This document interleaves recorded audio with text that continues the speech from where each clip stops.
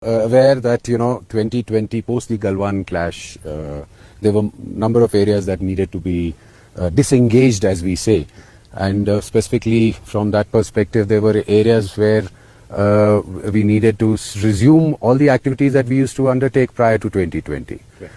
While majority of the disengagement had taken place till between 2020 and 2022, however, two of the areas which the Chinese side referred to as legacy areas, which were in the north in Depsang and in the south in Demchok, these continued to remain as they were post 2020.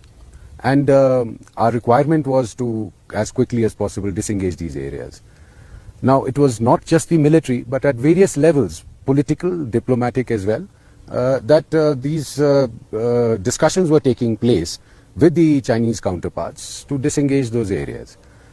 I was fortunate to lead the Corps Commander level talk, which finally led to the breakthrough and the disengagement on 21st of October 2024.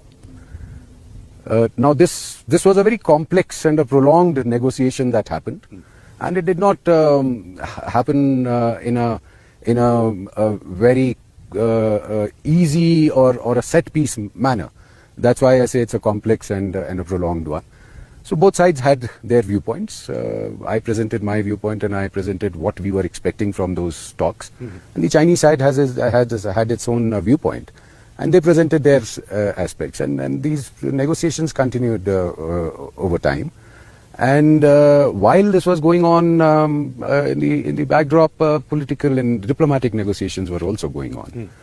On 21st of October, finally, we reached a consensus, and this consensus was accepted by both sides. It met both our requirements that we were putting across to each other, in which the major achievement that on the Indian side we got was that both these areas, in Depsang and Demchok, we were to resume patrolling as we used to do prior to 2020.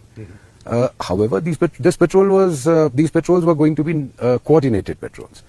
Now, the coordinated patrols have a major advantage. The kind of clashes that we had in 2020 and the standoffs that we used to have prior to 2020, they were completely negated because we were informing the other side when we were coming for patrolling, and that particular aspect was put into place.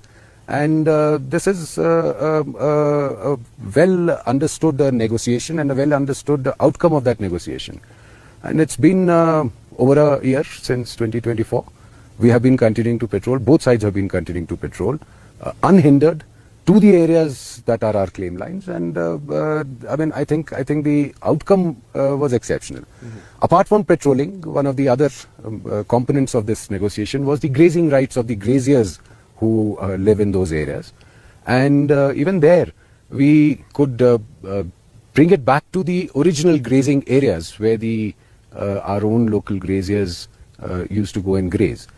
And in fact, the entire grazing activity that had in parts got suspended after 2020 was restored completely. And today, if you were to look at Eastern Ladakh, especially the areas south of the Depsang Plains towards the Changthang area and the 𝐜𝐫𝐲 area and also the Demchok area, the graziers are going right up to their claimed areas of grazing. So that was another major achievement or outcome of this very negotiation that we had.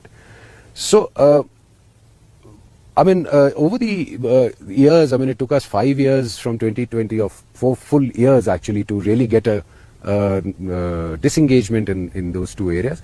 But what we have achieved is a better peace. What we have achieved is more stability, and peace and tranquility in those regions is prevailing. So,